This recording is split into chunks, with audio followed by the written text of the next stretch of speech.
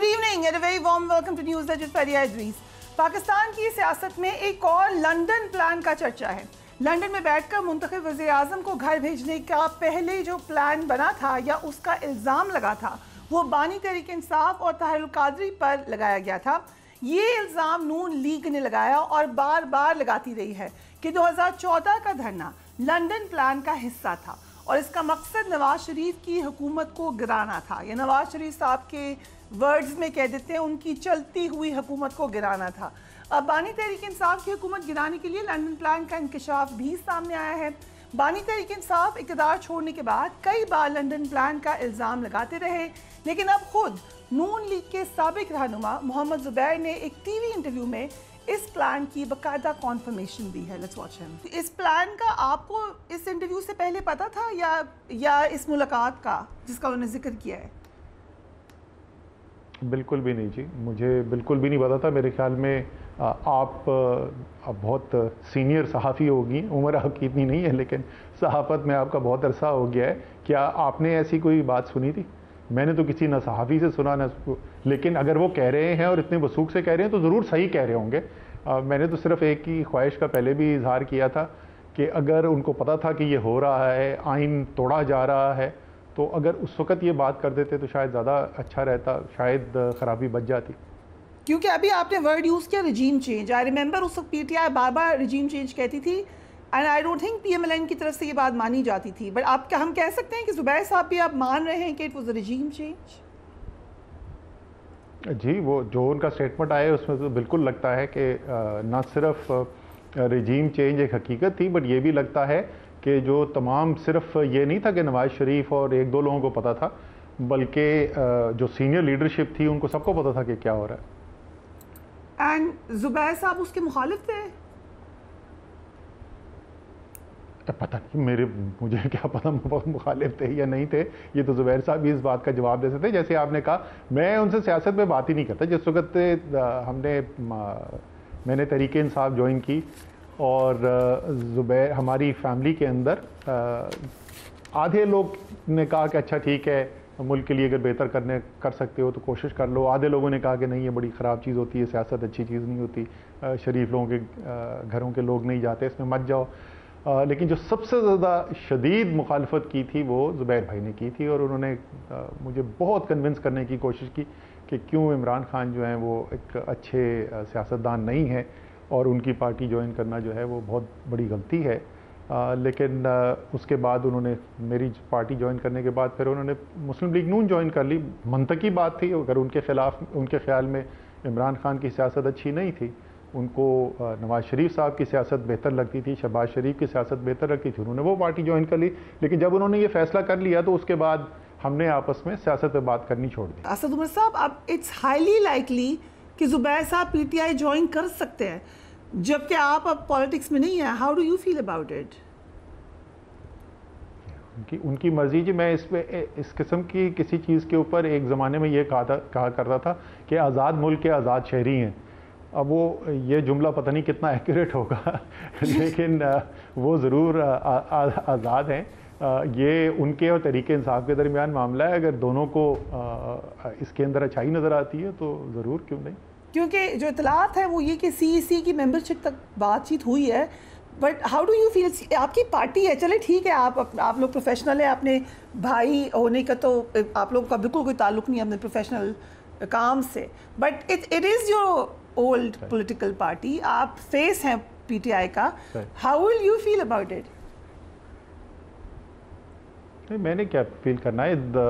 ज़ुबैर साहब जो हैं वो पाकिस्तान के एक अब इस्टेब्लिश सियासतदान हैं, और वो सियासत अगर पीटीआई के प्लेटफॉर्म से करना चाहते हैं और पीटीआई के ख्याल में उनके ज्वाइन करने से पीटीआई को उससे एडवांटेज मिलेगा या उससे बेहतरी होगी पार्टी के लिए, तो ये उन दोनों का आपस का मामला है। इसका मैं इसमें क्या कह सकता हूँ। ये तो नहीं होगा आप पीएमएलएन ज्वाइन कर लेंगे ऑन अ लाइटर नोट? मैं जी, देखें, ये वाला जो काम है ना, मैं सियासत में, मैं तो फरिया आपको पता है, मैं जब सियासत में था मैं अपने आप को सियासतदान नहीं मानता था। मैं सियासत थोड़ी करने के लिए आया था। मुझे ना मैं अपने कोई शौक से आ गया था, मुझे तो बार बार इमरान खान साहब ने अप्रोच किया, और आप हर दफ़ा बोलती हैं बानी चेयरमैन, शायद आप भूल गई हैं, मैं याद दिला दूं फरिया को कि बानी चेयरमैन पाकिस्तान तहरीक इंसाफ का नाम इमरान खान है। इमरान खान जो है वो मुल्क की बेहतरी के लिए काम करना चाहते थे। देखने से हमें ये नज़र आता था साफ कि इनकी अच्छी नीयत है, ये मुल्क की बेहतरी के लिए काम करना चाहते हैं। ये सिर्फ क्रिकेट की फील्ड के अंदर नहीं बल्कि शौकत खानम बनाकर, नमल बनाकर वो साबित कर चुके हैं कि उन्होंने अपनी ज़िंदगी को इस वक्त फोकस किया हुआ है पाकिस्तान की बेहतरी के लिए, और वो सियासत के मैदान में भी बेहतरी करना चाहते हैं। और उनका पुरजोर बार बार इसरार था कि तुम्हारी यानी मेरी मदद की ज़रूरत है, और लोगों के साथ साथ मेरी भी मदद की ज़रूरत है, तो मुझे चाहिए तुम पार्टी के अंदर आओ और ज्वाइन करो। तो मैंने पार्टी में आ गया था। सो हमारा तो सिर्फ मकसद ये था कि पाकिस्तान की बेहतरी के लिए जो काम किया जा रहा है उसमें मदद की जाए। मैं तो कोई सियासत करने आया ही नहीं था, तो मैं क्यों किसी और पार्टी के अंदर जाऊंगा? अगर मुझे सियासत ही करनी हो तो तहरीक इंसाफ के अलावा मैं क्यों किसी और के पास जाऊंगा? सो अगर अभी भी आप समझते हैं कि पीटीआई ही की सियासत या खान साहब की सियासत ही बेहतरीन है? जी, इसमें मुझे कोई शक नहीं। मैं बार बार इसको बोल चुका हूँ कि मेरे ख्याल में पाकिस्तान में अगर कोई पॉलिटिकल पार्टी है, कोई शख्स पाकिस्तान पे जो खुलूस नीयत से पाकिस्तान की बेहतरी के लिए काम करना चाहता है, अपने मफाद के लिए नहीं, पाकिस्तान की बेहतरी के लिए काम करना चाहता है, तो पीटीआई से बेहतर प्लेटफॉर्म मौजूद नहीं है। इसका मतलब ये नहीं कि मैं हर पीटीआई की स्ट्रैटेजी से, हर पॉलिसी से इत्तफाक करूँ। अब पहले ज़ाहिर है पार्टी का हिस्सा था, एक जो क्लोज ग्रुप था उसके अंदर भी था, जो भी मुझे राय देनी होती थी वो राय मैं उस कमरे में देता था, और मुझे पूरी इजाज़त थी कि मैं अपनी राय दूं। हर फैसला जो है आपकी राय के मुताबिक नहीं होता, लेकिन क्योंकि आपके पास ये मौजूद है ये मौका कि आप अपनी राय रख सकें टेबल के ऊपर, तो इसलिए कमरे के बाहर बात नहीं की जाती थी। अब मैं पार्टी का हिस्सा नहीं हूँ, ज़ाहिर है मैं किसी मुशावरत के अंदर शामिल नहीं हूँ। अब मैं पब्लिकली अगर कोई चीज़ होगी तहरीक इंसाफ की जिससे मैं नहीं इत्तफाक करता, मैं पब्लिकली कह दूँगा। लेकिन मजमूई तौर पर इसमें तो कोई शक ही, मेरे जहन में कोई शक ही नहीं है कि पाकिस्तान के अंदर बेहतरीन सियासी प्लेटफॉर्म पाकिस्तान की बेहतरी के लिए काम करने के लिए तहरीक इंसाफ है। So coming back to what Zubair Sahab said, PTI में क्योंकि आपका भी इंटरेस्ट है, ये बॉम्बशेल ही है जो उन्होंने कही है, अब पीएमएलएन बार बार उसकी तरदीद कर रही है। ख्वाजा आसिफ ने कहा था कि इस्टेब्लिशमेंट से हमारे राब्ते 2019 में हो गए थे। आपको याद होगा सोहेल वड़ायत साहब ने भी एक आर्टिकल लिखा, उन्होंने कहा कैबिनेट तक डिसाइड हो गई थी शहबाज शरीफ साहब से। फिर गालिबन आपने भी एक स्टेटमेंट दी है कि 2020 में ही बाजवा साहब पीटीआई को घर भेजना चाहते थे। Is this correct? नहीं, मैंने नहीं कहा। 2019 का ख्वाजा आसिफ का हमने स्टेटमेंट पढ़ा था। 2019 अगर आपको याद हो, 2019 वो साल है जिस साल मौलाना का धरना हुआ था, और उस वक्त बाज़गश्त ये की जाती थी। मेरे पास कोई ऐसी इन्फॉर्मेशन नहीं है, लेकिन बाज़गश्त यही थी कि जी इस्टेब्लिशमेंट के कहने पे आए हैं, और उनको इस्टेब्लिशमेंट जो है उन्होंने कहा है कि इमरान खान की हुकूमत गिरानी है और इसलिए वो लेकर आए हैं। उसके बाद आगे से ने भी स्टेटमेंट दी कि हमें कहा गया अब आप लोगों को ले आएंगे, तो जब मैं गया वापस। जी, सो जो वहाँ पर उनके आने के बाद जब हुकूमत और इनके दरमियान मुज़ाकरात, अपोजिशन के दरमियान मुज़ाकरात शुरू हुए, वो अकरम दुरानी साहब जो हैं JUI के, उनके घर पे मुज़ाकराती सेशंस होते थे। मैं हुकूमत की टीम का हिस्सा था, तो वो मुज़ाकरात भी फैसिलिटेट जो है वो जनरल फैज़ ने करवाए, वो DGI इन्वॉल्व थे, और उसके बाद वो धरना लपेट दिया गया। सो हमने ये बाज़गश्त तो सुनी है। क्या ये अपोजिशन वाले, क्योंकि हर बात जो मुस्लिम लीग नून वाला और पीपल्स पार्टी वाला कह दे तो मैं तो नहीं उस पर यकीन करता माजरत के साथ, लेकिन हो सकता है इसके अंदर सच्चाई भी हो। इसकी सच्चाई तो या आपको जनरल फैज़ या जनरल बाजवा बता सकते हैं, या मुस्लिम लीग नून और पीपल्स पार्टी और JUI के लीडर्स बता सकते हैं। So by the end of the government, या जब तक वोट ऑफ नो कॉन्फिडेंस नहीं आई थी या आ गई थी आखिर वक्त तक, जनरल बाजवा के साथ ताल्लुकात अच्छे ही थे PTI के? जी, मेरे ख्याल में आखिरी एक माह जो था, पहली मीटिंग, ये मैं कल परसों भी किसी प्रोग्राम में बताया था कि फरवरी की कोई 15 या 20 तारीख थी जिस वक़्त ये डिस्कशन हुई थी। बनीगाला में मीटिंग कॉल हुई थी, 5-6 हम लोग थे, और प्राइम मिनिस्टर ने, इमरान खान ने हमें ये बताया कि वोट ऑफ नो कॉन्फिडेंस आ रहा है, और वो उनको नहीं, ये वाज़े नहीं था कि फ़ौज किधर खड़ी, जनरल बाजवा किस तरफ खड़े हैं। तो इसलिए उन्होंने उस मीटिंग में डिस्कशन हुई, और उसके बाद उन्होंने मुझसे कहा था कि तुम जाकर मिलो उनसे। मैंने जनरल बाजवा को मैसेज कर दिया, जनरल बाजवा ने कि प्राइम मिनिस्टर ने कहा है आपसे मिलने के लिए। उन्होंने बुला लिया, अगले दिन मीटिंग करके आ गया। उनके साथ जो बातचीत हुई थी वो प्राइम मिनिस्टर को बता दी। उसमें जनरल बाजवा का कहना ये था कि उनकी इंफॉर्मेशन के मुताबिक वोट ऑफ नो कॉन्फिडेंस नहीं आ रहा, ये उन्होंने उस मीटिंग के अंदर कहा था। खैर उसके कुछ दिनों के बाद वो वोट ऑफ नो कॉन्फिडेंस आ गया था। और लेकिन उस सारे पीरियड के अंदर प्राइम मिनिस्टर की और जनरल बाजवा की बातचीत चलती रही। आखिरी मीटिंग जो है, अब मुझे वो एग्जैक्ट दिन अब नहीं याद रहे कि वोट ऑफ नो कॉन्फिडेंस में जिस दिन वोटिंग हुई है उससे वो 2 दिन पहले की बात है या 3 दिन पहले, कितने दिन पहले की बात है वो मुझे नहीं याद आ रहा अब एग्जैक्टली कितना था। लेकिन उससे कुछ अरसा पहले जनरल बाजवा आए थे, जनरल नदीम अंजुम थे DGI, और प्राइम मिनिस्टर के ऑफिस में मीटिंग हुई थी। तो उस वक़्त तक प्राइम मिनिस्टर जनरल बाजवा से जो बात कर रहे थे वो एक हरीफ के तौर पर नहीं कर रहे थे, लेकिन एक ऐसी पार्टी या ऐसे सालिस की तौर पर कर रहे थे जिसके ज़रिए कोई हल निकाला जा सके।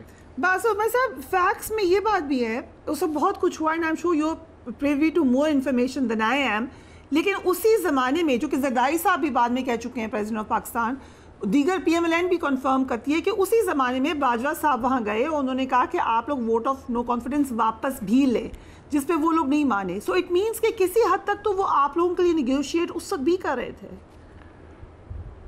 देखिए, वो जो मैं मीटिंग कह रहा हूँ ना, जो आखिरी मीटिंग हुई थी, उस मीटिंग के अंदर जनरल बाजवा ने आकर 3 ऑप्शंस प्राइम मिनिस्टर के सामने रखे कि जी प्राइम मिनिस्टर ये 3 ऑप्शन बनते हैं, जिसमें से एक ऑप्शन ये था कि प्राइम मिनिस्टर रिज़ाइन कर दें, और एक ऑप्शन उन 3 में से ये था कि एक कमिटमेंट कर ली जाए कि ऑपोजिशन जो है, PDM जो है, अपना vote of confidence no confidence वापस ले और फ़ौरन उसके बाद प्राइम मिनिस्टर जो है वो असेंबली तहलील कर दें और इलेक्शन के लिए कॉल कर दें। तो प्राइम मिनिस्टर ने ये वाला ऑप्शन जो है उसको एक्सेप्ट किया। हम सब ने सपोर्ट किया कि ये ऑप्शन जो है डूबल, और जनरल बाजवा बड़ी गर्मजोशी से वज़ीर आज़म के साथ हाथ मिलाकर चले गए। उसके बाद मीटिंग हुई। उस मीटिंग के अंदर क्या हुआ ज़ाहिर है हमें तो नहीं पता। हमें बाद में ये प्राइम मिनिस्टर को ये बताया जनरल बाजवा ने कि PDM वाले इस बात के ऊपर एग्री नहीं किए। एक ये भी हमने वर्जन सुना कि मुस्लिम लीग नून शायद मान गई थी, लेकिन पीपल्स पार्टी ने और मौलाना फजलुर रहमान ने अपोज कर दिया था। उन्होंने कहा कि नहीं जी, अब बहुत देर हो चुकी है, अब जो है हम यहाँ से पीछे नहीं हट सकते। लेकिन उस मीटिंग में क्या हुआ ये हमारे लिए ज़ाहिर क्या असर आई है, वो तो उस मीटिंग का कोई पार्टिसिपेंट जो हो वो बता सकता है। लेकिन हाँ, ये मैं कंफर्म कर सकता हूँ कि ये ऑप्शन डिस्कस हुआ था और प्राइम मिनिस्टर ने इस पे इत्तेफाक किया था, और जनरल बाजवा ने कहा था कि अच्छा हम जाके कोशिश करते हैं। बाद में टीवी पे खबर कुछ ये चली थी कि प्राइम मिनिस्टर ने बुला के ये प्रपोजल रखा था सामने, वो दुरुस्त नहीं है। प्राइम मिनिस्टर ने नहीं रखा था, प्रपोजल दूसरी तरफ से आया था, लेकिन प्राइम मिनिस्टर ने उससे इत्तेफाक ज़रूर किया था। सो आपने कहा कि जो ऑप्शन थी उसमें से एक ये भी थी जो उस वक्त आर्मी चीफ ने पेश की प्राइम मिनिस्टर को कि आप रिज़ाइन भी कर दें। This was also one of the proposals. Sheikh Rashid Sahab के इंटरव्यूज़ हुए बहुत, एक मैंने भी किया उनका इंटरव्यू। वो कह रहे हैं कि मुझे तो तकरीबन वोट ऑफ नो कॉन्फिडेंस आने से 15 दिन पहले MQM से, क्योंकि मेरे अच्छे ताल्लुकात थे, MQM बता चुकी थी कि हम जा रहे हैं और आपकी हुकूमत जाने वाली है, और मैंने ये बात बता दी थी इमरान खान साहब को। सो क्या ये बात डिस्कस हुई किसी वक्त मीटिंग में कि MQM भी नहीं होगी आपके साथ? ये हो सकता है शेख साहब ने प्राइम मिनिस्टर को जाके बताई। और अमूमी तौर पर शेख साहब जो है, इस किस्म की कोई अहम बातचीत होती थी तो हमेशा उसके लिए प्राइम मिनिस्टर से 1-on-1 टाइम लिया करते थे और 1-on-1 बैठ के उनको बताया करते थे। हो सकता है उन्होंने बताया। प्राइम मिनिस्टर के पास और वोट ऑफ नो कॉन्फिडेंस आया है 7 या 8 मार्च को, है ना, 8 मार्च को टेबल हुआ है वोट ऑफ नो कॉन्फिडेंस। और जैसे मैंने कहा कि हमें 15 या 20 तारीख फरवरी के को दरमियान की तारीख बनती होगी लगभग। मैं आपको बता रहा हूँ, जब प्राइम मिनिस्टर ने हमें बनी गाला बुला के सीनियर लीडरशिप को बताया कि जी वोट ऑफ नो कॉन्फिडेंस आ रहा है, तो उससे तकरीबन 3 हफ्ते पहले तो प्राइम मिनिस्टर को भी ये डेफिनेटली पता चल गया था कि वोट ऑफ नो कॉन्फिडेंस आ रहा है। सो 3 महीने पहले पता चल गया था। This is important. उन्होंने ये कहा कि कोई बाहर न, 3 हफ्ते पहले। Okay, but he also said कि कोई, मैंने 2 महीने पहले कह दिया था कि कोई मुल्क से बाहर ना जाए। वो किस लिए कहा था उन्होंने? उन्होंने दिसंबर में कैबिनेट मीटिंग में पहली दफ़ा ये बात की और उसके बाद इस बात को बहुत दफ़ा दोहराया कि मार्च का महीना जो है वो बहुत क्रिटिकल है, और बार बार इस बात को दोहराते थे मार्च का महीना बहुत क्रिटिकल है। लेकिन उस वक्त दिसंबर में या जनवरी में उन्होंने ये नहीं बताया कि वो क्रिटिकल जो है वो क्या शक्ल इख्तियार करेगा। ये फरवरी के वक्त में जाके उन्होंने पहली दफ़ा में बताया कि वोट ऑफ नो कॉन्फिडेंस आ रहा है। वक्त हुआ एक ब्रेक का, we will be right back.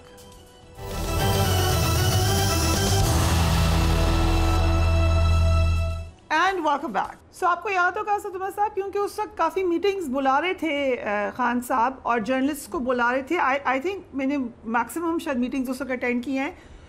आप होते थे वहाँ मीटिंग्स में, साइफर वाली मीटिंग में भी आप ही के पास सारे डॉक्यूमेंट्स थे। And I think I was sitting right next to you, इसलिए मुझे अच्छी तरीके से याद है कि आपने क्या क्या बात कही थी वहाँ पर। लेकिन उसी मीटिंग में एक आपकी मुलाकात हुई थी। थ्रू आउट दिस पीरियड आप जाते थे शायद बाजवा साहब से मिलने, या फवाद चौधरी साहब थे या खटक साहब थे। सो खटक साहब वापस आते हैं इस मीटिंग के बाद और आके सबको उन्होंने थम्स अप किया और उन्होंने कहा हमारे मामला ठीक हो गए हैं। I was there, I saw that. So ये इम्प्रेशन भी रहा आप लोगों पे कि वहाँ से मीटिंग करके आते थे और लगता था हालात ठीक हो गए?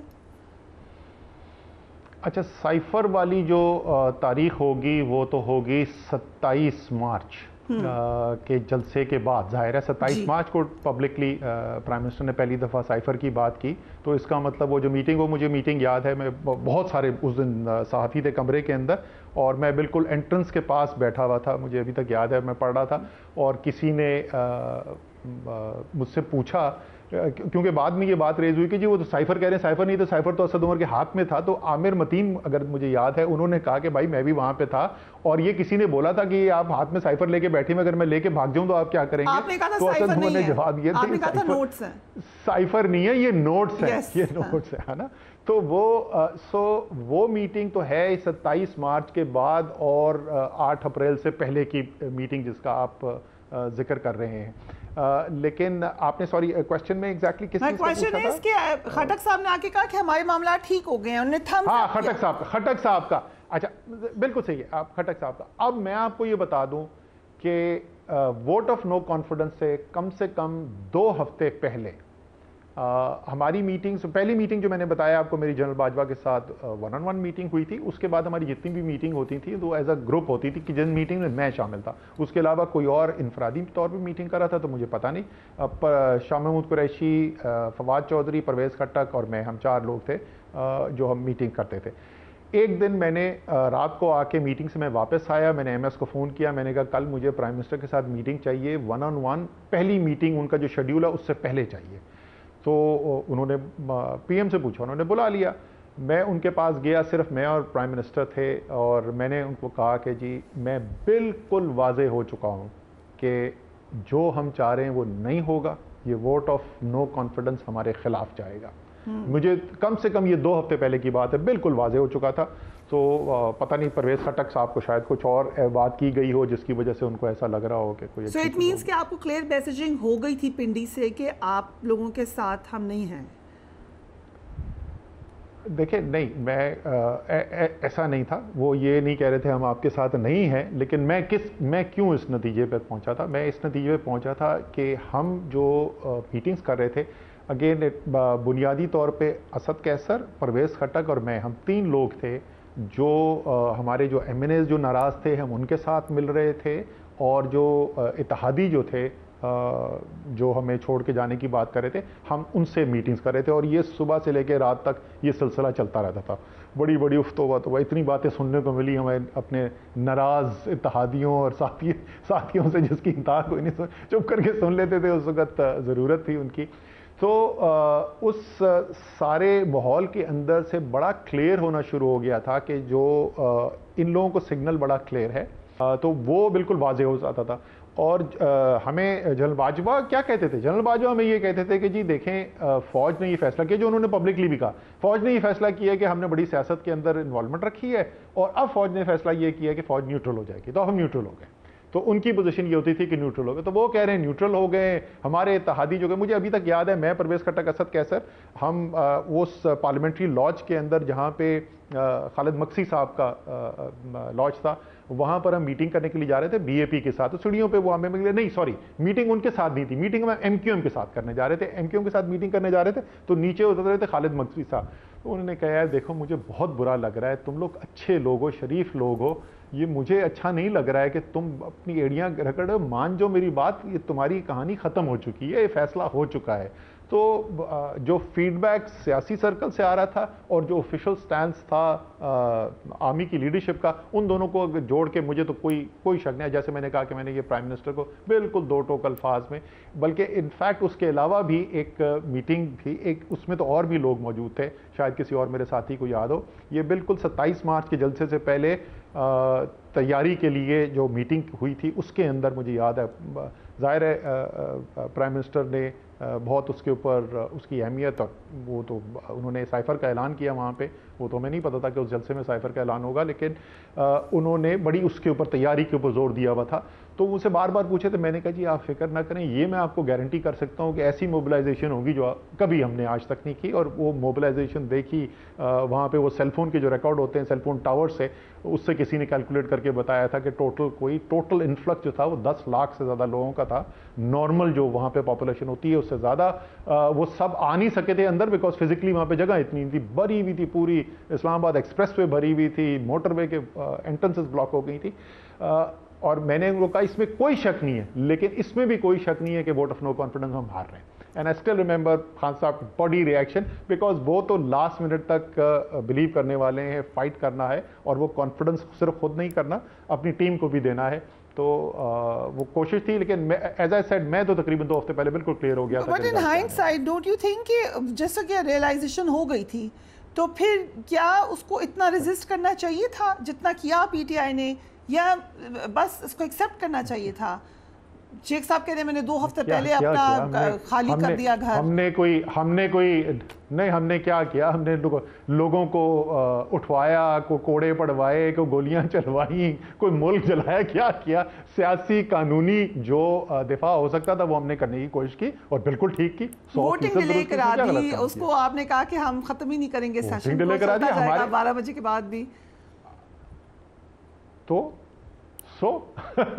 इसमें भाई बोलो ना, इसमें क्या, कौन सी मुल्क के लिए खराबी पैदा हो गई, क्या परेशानी थी? और अगर 2 दिन और भी चल जाता तो क्या हो जाता? वैन्स आके पार्लियामेंट के बाहर खड़ी हो गई, अदालतें खुल गई। वो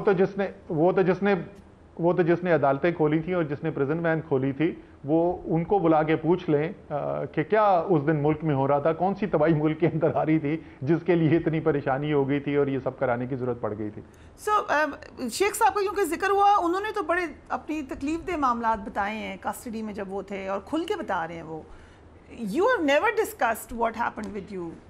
कोई आपके साथ भी ऐसा मामला बुरा हुआ था? फरिया, आप फैसला इंसान जब खुद करता है ना, फैसला कर लिया तो ख़त्म, उसके बाद कहानी ख़त्म हो गई। ठीक है, जो भी है वो है, कोई भी आसानी से नहीं गुजरा है। शेख साहब वाकई में मैं आपको बता सकता हूँ कि ये सिर्फ टीवी कैमरा के सामने की बात नहीं है। मैं शेख साहब से 2 दफ़ा मिला हूँ पिछले 1-1.5 महीने के अंदर। एक दफ़ा अदालत में हमारा केस साथ लगा हुआ था, तो उधर वहाँ पर मुलाकात हुई थी, और उसके बाद एक शादी किसी की थी, वहाँ पे मेरी मुलाकात हुई। शेख साहब जो हैं वो, मैंने वापस आके अपने घर वालों को भी कहा, वो मुरझाए हुए हैं। आप उनसे बात करें तो उनको दिल जो गमगीन हो जाता है ना किसी का, वो उस वक़्त उनकी सूरत हाल है। तो उसमें कोई वो सिर्फ ये कैमरे की आंख के लिए नहीं कर रहे हैं, वो वाकई में इस वक्त जो है वो बहुत ही अफसरदा है। He did not look well. I'll endorse what you've said. ये बता दें कि क्योंकि आपकी कॉन्स्टिट्यूंसी भी है इस्लामाबाद में, आप वहाँ से जीते थे, क्या लग रहा है आपको ट्राइब्यूनल्स के हवाले से क्या डिसीजन आ सकता है 3 सीटों पर इस्लामाबाद की? तीनों पीटीआई के लोग कामयाब हो जाएंगे। You really believe कि ऐसा हो जाएगा, रिवर्स हो जाएगा ये? मतलब मेरी तो अजम्पशन यही है ना कि कानून के मुताबिक फ़ैसला होगा, और अगर कानून के मुताबिक फ़ैसला होगा तो मेरी जितनी भी इंफॉर्मेशन है उस इंफॉर्मेशन के मुताबिक तीनों सीटें पीटीआई को मिल जाएंगी। Right, okay. So coming back to the interview जो ज़ुबैर साहब ने दिया, उससे लगता यह है कि PMLN की बड़े अच्छे ताल्लुकात हो गए थे इस्टेब्लिशमेंट के साथ। जिन 2 मीटिंग्स का वो जिक्र करते हैं वो भी, कुछ तासुर यही रहा, हम लोगों के ऊपर भी यही रहा कि एक्चुअली पीटीआई के बहुत अच्छे ताल्लुकात हैं फ़ौज के साथ। मुझे याद है ख़ासतौर पे सी पैक पर आपका एक बड़ा आइडियल किस्म का रिलेशनशिप रहा। ISPR की तरफ से आपको सराहा गया, आपकी तरफ से उनको सराहा गया, and this was like to बिल्कुल आखिर वक्त तक ये रहा है। सो एग्जैक्टली किस जगह हम पिन पॉइंट कर सकते हैं कि यहाँ ताल्लुकात ख़राब हुए और यहाँ उधर ताल्लुकात बन गए? देखिए, मैं ये पहले भी बोल चुका हूँ कि जो भी अंदर खाने सोचा जा रहा था या बातचीत की जा रही थी उसका तो ज़ाहिर है हमें नहीं पता, वो तो वही कोई जो अंदर हो वही बता सकते हैं। लेकिन 2021 के वफाकी और पंजाब के सूबाई बजट तक तो जो सपोर्ट थी इस्टेब्लिशमेंट से वो जारी रही, उसमें कोई शक नहीं है। और 2021 के बजट से कोई 2 महीने पहले की बात है कि जिस वक्त वज़ीर आज़म ने एतमाद का वोट लिया, और वो एतमाद का वोट उस सपोर्ट के बगैर पॉसिबल नहीं था। ये हफीज़ शेख इलेक्शन हारे थे अपने सेनेट का, और उसके फ़ौरन बाद उस दिन रात को वोट ऑफ कॉन्फिडेंस के लिए कॉल कर दिया गया था। तो इसलिए मैं कह रहा था कि वो जो आपने कहा ना कि मैंने कोई स्टेटमेंट दिया कि 2020 में फारिग कर रहे थे, मुझे इसका नहीं पता।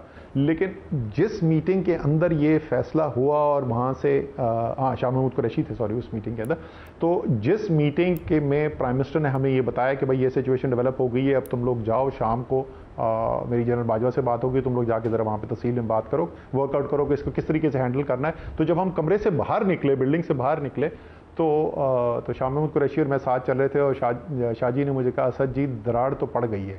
तो वो पहला एक इंस्टेंस था जहाँ पे कोई हमें फ़र्क नज़र आया।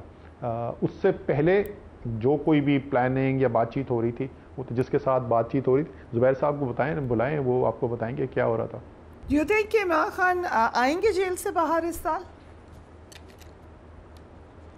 तो उम्मीद है जी बिल्कुल कि वो आएंगे, और कब आएंगे ये ज़ाहिर है कहना मुश्किल है। क्योंकि एहसन इकबाल साहब ने तो 5 साल के लिए कहा है उनको जेल में होना ज़रूरी है। एहसन इकबाल साहब ने तो अपनी ख्वाहिश का इजहार किया है। उम्मीद है कि पाकिस्तान का अदालती निज़ाम किसी सियासतदान की ख्वाहिशात पर नहीं चलता। वो इंसाफ का निज़ाम जो है वो कानून की बुनियाद के ऊपर फैसले करेगा।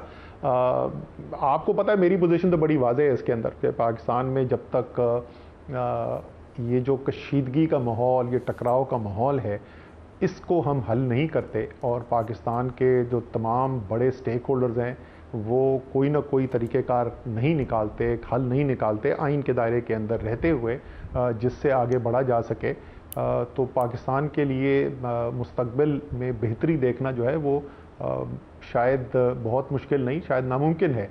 और ज़ाहिर है इमरान खान इस वक्त सबसे बड़े पॉलिटिकल प्लेयर हैं पाकिस्तान के अंदर, तो वो उसके बगैर वो तस्वीर ही मुकम्मल नहीं होती इमरान खान के बगैर। लेकिन इसी तरीके से मैं तो कहता हूँ बड़े मेरे अपने पीटीआई के दोस्त खुश नहीं होते ये बात सुन के, नवाज शरीफ के बगैर भी ये तस्वीर मुकम्मल नहीं है। और मौलाना फजलुर रहमान का भी एक रोल है इस सियासत के अंदर। पाकिस्तान जहाँ पे मुख्तलिफ़ ज़बानें बोलने वाले मुख्तलिफ़ इलाक़ों के लोग रहते हैं, वहाँ पे हमेशा एक से ज़्यादा पॉलिटिकल लीडर भी होगा और एक से ज़्यादा सियासी जमात भी होगी।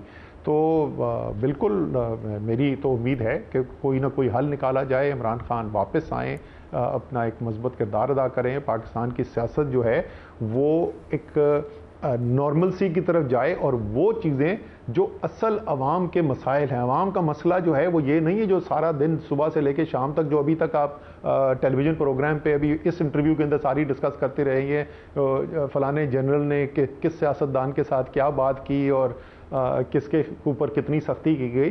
अवाम को चाहिए बिजली जिसको वो ख़रीद सकें, उनको गैस चाहिए चूल्हों के अंदर, उनको अपने बच्चों के लिए तालीम चाहिए, उनको सेहत की फैसिलिटीज़ चाहिए, उनको रोज़गार चाहिए, उनको अमन चाहिए। ये चीज़ें हैं जिसके ऊपर पाकिस्तान की तमाम लीडरशिप की निगाहें मरकूज़ होनी चाहिए, जिसके ऊपर काम करना चाहिए। ना कि हम जिस 2 साल से एक ऐसी सूरत हाल, या 2 साल से भी ज़्यादा हो गए, ये आप बिल्कुल ठीक कह रहे हैं असद साहब। आई एम सो सॉरी मैंने आपका बहुत ज़्यादा वक्त ले लिया, बट एक लास्ट क्वेश्चन मुझे ज़रूर बता दें कि नैब के हवाले से अब जो पीटीआई ये कह रही है, आप क्योंकि आपने कहा कि सबको साथ लेके चलना है, बट नैब के हवाले से पीटीआई ये का मौक़िफ़ है कि हमारा तो जोर ही नहीं था नैब पर। लेकिन उस वक्त पीटीआई भी क्या ये नहीं करती थी कि इसको पकड़ लो, इसको पकड़ लो, पहले आके अनाउंस करती थी, खुद कहते थे हमने बात ही नहीं करनी, एनआरओ नहीं देना। So please tell us the truth. देखिए, ये तो शहजाद अकबर ने जिन्होंने ये बात की है वही इस बेस्ट पोजीशन के अंदर हैं। हमारे सामने तो ये कोई फैसले नहीं होते थे। मैं तो कभी किसी मीटिंग में नहीं बैठा जहाँ पे कोई ISI या MI वाले बैठे हुए हों या कोई नैब वाले बैठे हुए हों, तो वो सबसे बेहतर पोजीशन में है ये बात बताने के लिए। या आई गेस मुझे ये भी नहीं पता कि लॉ मिनिस्टर उसके अंदर इन्वॉल्व होते थे या नहीं होते थे। तो वो लोग जो बराह रास्त इसके अंदर शामिल थे वो हो सकते हैं। एक चीज़ का मैं आपको बता सकता हूँ, एक केस का जिक्र मैं ज़रूर कर सकता हूँ, क्योंकि उसमें वो मेरी मिनिस्ट्री इन्वॉल्व थी। वो स्टैंडिंग कमेटी की मीटिंग हो रही थी और स्टैंडिंग कमेटी की मीटिंग के अंदर एहसन इकबाल का जो केस है वो इशू रेज़ किया गया था। और उस केस के अंदर मैंने स्टैंडिंग कमेटी, और आपको पता है स्टैंडिंग कमेटी के अंदर सामने मीडिया मौजूद होता है, एंड मैंने जवाब में कहा था कि जी मेरे पास ऐसी कोई चीज़ नहीं है जिसमें मुझे यहाँ पे कोई क्राइम नज़र आता है। और अगले दिन वो अखबार में हेडिंग भी बन गई थी। तो वो भाई, क्योंकि वो प्लानिंग मिनिस्ट्री से रिलेटेड केस था, तो क्योंकि उन्होंने जो नाम लिए उस दिन मिफ्ता, शाहिद खान अब्बासी, एहसन इकबाल के केसेस की उन्होंने बात की थी, तो उसमें से एहसन इकबाल के केस का तो मेरी भी वही राय थी जो उन्होंने उस वक्त बोला। लेकिन वो क्यों केस फाइल किया गया, किसके कहने पे किया गया, वो बेहतर वही बता सकते। बट यू कैन कंफर्म कि वो केस गलत था एहसन इकबाल साहब पर? एहसन इकबाल वाला केस, जहां जितनी इंफॉर्मेशन हमारे पास प्लानिंग मिनिस्ट्री में मौजूद थी उसके मुताबिक कोई वहां पे हमें क्राइम नजर नहीं आ रहा था। वक्त हुआ एक ब्रेक का, we will be right back.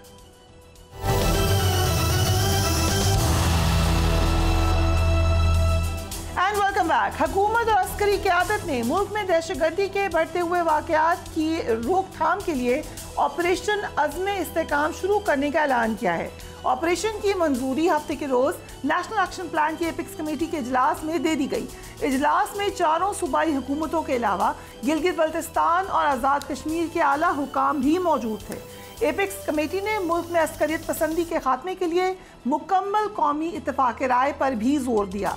2 दिन गुजर चुके हैं, लेकिन हुकूमत इत्तेफाक राय कायम करने के बजाय मुसलसल अपोजिशन की तनकीद और ऑपरेशन को सियासत की भेंट चढ़ाने का ही इंतजार करती हुई दिखाई दे रही है। बिलाशुबा दहशतगर्दी का फ्रेज सर उठा रहा है और इस वक्त एक और ऑपरेशन नजर आ रहा है कि इनविटेबल है। अस्करी क़यादत की जानिब से ऑपरेशन के लिए ज़रूरी तैयारी के बाद हुकूमत को ये सियासी इत्तेफाक राय पैदा करना है, ये उनकी जिम्मेदारी है।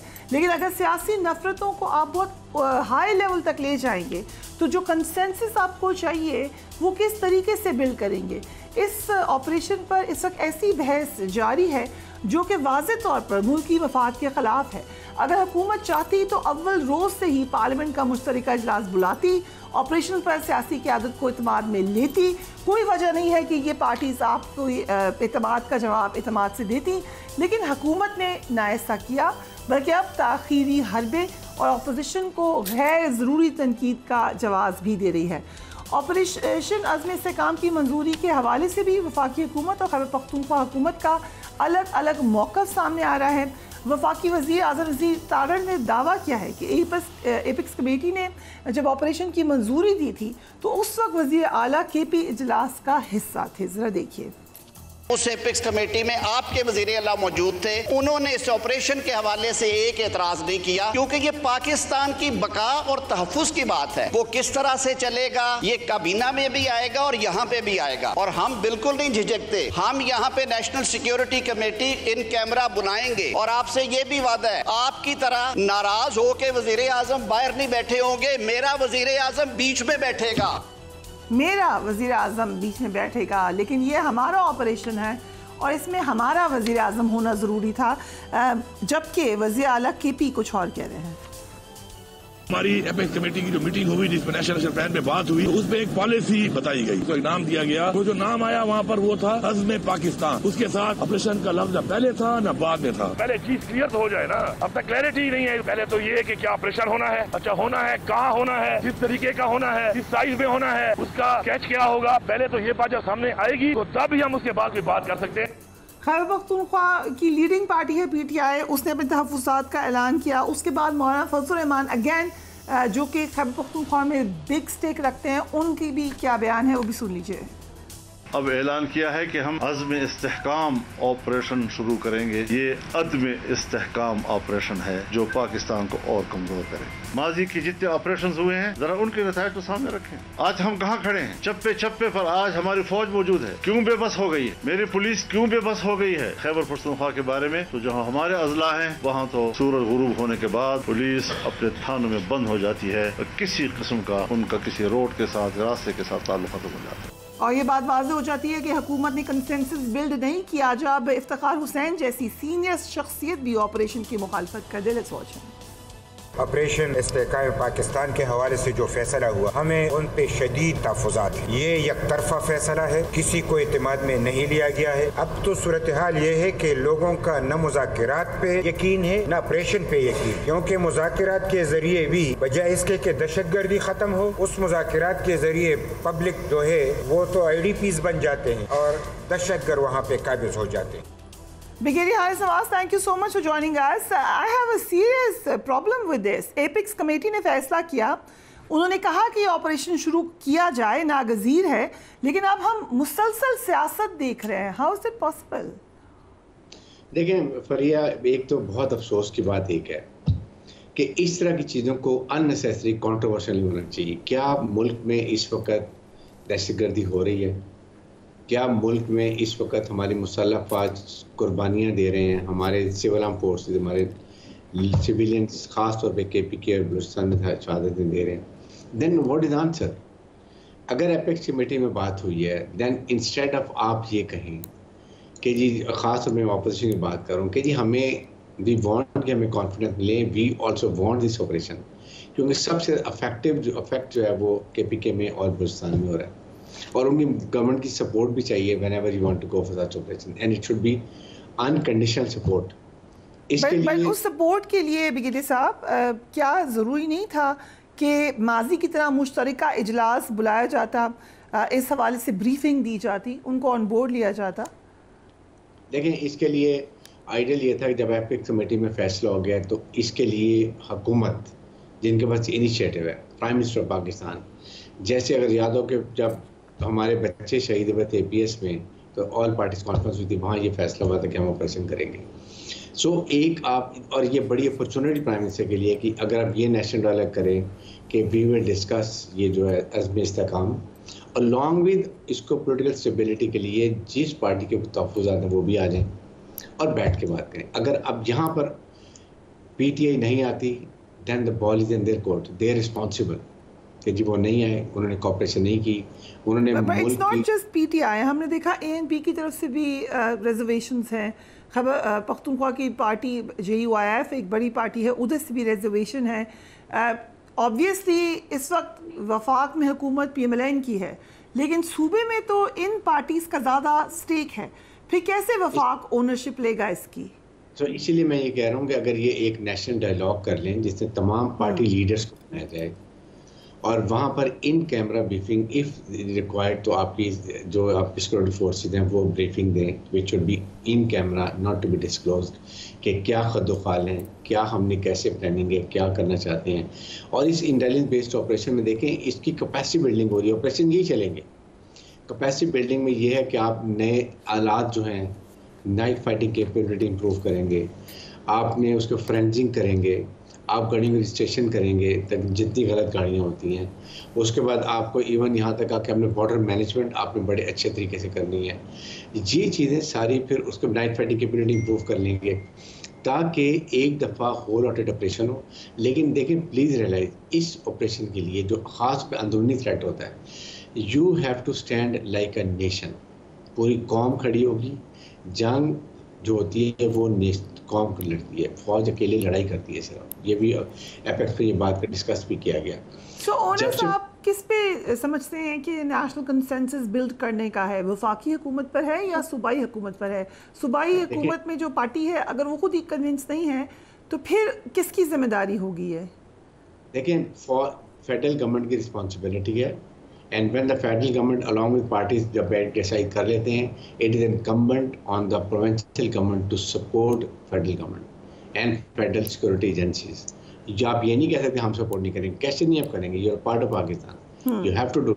आपके लोग शहीद हो रहे हैं, आपकी एरिया में प्रॉब्लम्स हो रही हैं, बलूचिस्तान में BLA BLF कर रही है, BNA कर रही है, TTP यहाँ कर रही है, so you are the stakeholders. आप ये नहीं कह सकते नेशनल लेवल पे एक फैसला होता है, एवरीबडी हैज टू एक्सेप्ट। देखें अभी मैं ये कहता हूँ, आपने अवामी नुमाइंदे गए पार्लियामेंट में, उन्होंने बैठ के एक कैबिनेट बनाई और प्राइम मिनिस्टर को बनाया, उनको ऑथराइज किया कि आप नेशनल इंटरेस्ट के तमाम इश्यूज़ पर, foreign affairs, domestic affairs, economy, whatever it is, आपने फैसला लें, तो लेट देम डिसाइड। अब ये नहीं कहते क्यों फैसला कर दिया, फैसला हुआ, देन आपकी सिक्योरिटी फोर्सेस कहते हैं जी इन कैमराओं को ब्रीफ कर देते हैं, why we are doing it, what are the reason, why do we do it. इसको अभी चाइना ने भी, आई एम श्योर कि चाइना ने पाकिस्तान को, उन्होंने भी कहा होगा, हमारी अपनी भी जरूरत, उन्होंने भी कहा कि please improve. I would like you to confirm, sorry क्योंकि वक्त खत्म है, कि चाइना में सिक्योरिटी के हवाले से कंसर्न शो किए गए उस दौरे में। बिल्कुल। और सेकंडली देखिए स्पेसिफाइड टू बलूचिस्तान और खैबर पख्तूनख्वा या वाज इट अक्रॉस पाकिस्तान? नहीं, ये देखें बलूचिस्तान और KP के अलावा तो कोई है ही नहीं, you can go all over, but main operation तो KP और बलूचिस्तान है। और चाइना को भी पाकिस्तान को ये कहना चाहिए, देखें आप पैसा वहाँ पर माइन निकाल रहे हैं बलूचिस्तान से, वहाँ दबा के पैसा आप अफगानिस्तान में अफगान गवर्नमेंट को दे रहे हैं, that money is being used again. आप उनको पुश करें, आप अपना एग्जैक्ट करें, हम आपको इतना दे रहे हैं, प्लीज तो देखें ना ये किसने करनी है। So one last question, अगर अब ऑपरेशन की तरफ हम जा रहे हैं, 2022 में मुज़ाकरात की पॉलिसी अपनाई गई थी और DTP के लोगों को पाकिस्तान आने की बाकायदा इजाज़त दे दी गई थी, ये पॉलिसी अब ख़त्म हो जाएगी? बिल्कुल ख़त्म होनी चाहिए, no negotiations, nobody can challenge the writ of the government। जब तक TTP वाले हथियार नहीं डालते हैं और पाकिस्तान के आइन को एक्सेप्ट नहीं करते हैं, नो नेगोशिएशन। गलती पहले ये की है कि आपने ऑपरेशन रोक दिए, उनको अपने इलाके डेवलपमेंट वहाँ रिहेबिलिटेशन शुरू कर दी, they got the time to recoup, reorganize, command structure में ठीक किया, देन अगेंस्ट। और फिर एक और मसला हो गया कि जी वो अफगानिस्तान का वेपन सारा जो अमेरिकन छोड़ गए थे इनके हाथ में चढ़ गया, अफगान तालिबान ने वो उसको कंट्रोल नहीं किया। सो आपको अभी बड़ी क्लियर है, इसके ऊपर कोई कॉम्प्रोमाइज नहीं कर सकते आप। आपने इतनी शहादतें दे दी हैं, what all we have suffered a lot economically, human। So brigadier साहब, इनसाइड क्या है? ऑब्वियसली इस पे मुख्तलिफ हलकों में सोचा भी जा रहा होगा, एक आज़म भी है, तो क्या इन सबको ऑन बोर्ड ये लोग आ जाएंगे या कम व्हाट में वी विल गो अहेड? नहीं, देखें आएंगे और आना चाहिए, और ये वी शुड इंश्योर कि आना चाहिए। आप एक नेशनल लेवल के ऊपर ऑपरेशन कर रहे हैं, the whole nation must stand behind armed forces. ऐसे तो तमाम कैपेसिटी बिल्डिंग करने के लिए आपको बलूचिस्तान गवर्नमेंट की सपोर्ट चाहिए, आपको KP गवर्नमेंट की सपोर्ट चाहिए, पंजाब एंड सिंध गवर्नमेंट की सपोर्ट चाहिए। Everybody should be on board. I would say कि Brigadier Saab, thank you so much for giving us time. Everybody will be on board and everybody should be on board, कह रहे हैं brigadier Haris. यकीनन जब भी आपको इस किस्म के ऑपरेशन में जाना है तो एक नेशनल कंसेंसस उसके लिए इंतहाई ज़रूरी है, और लग ये रहा है कि इस मामले में इस नेशनल कंसेंसस को बिल्ड किया जाएगा। Do take care of yourself. अल्लाह हाफ़िज़।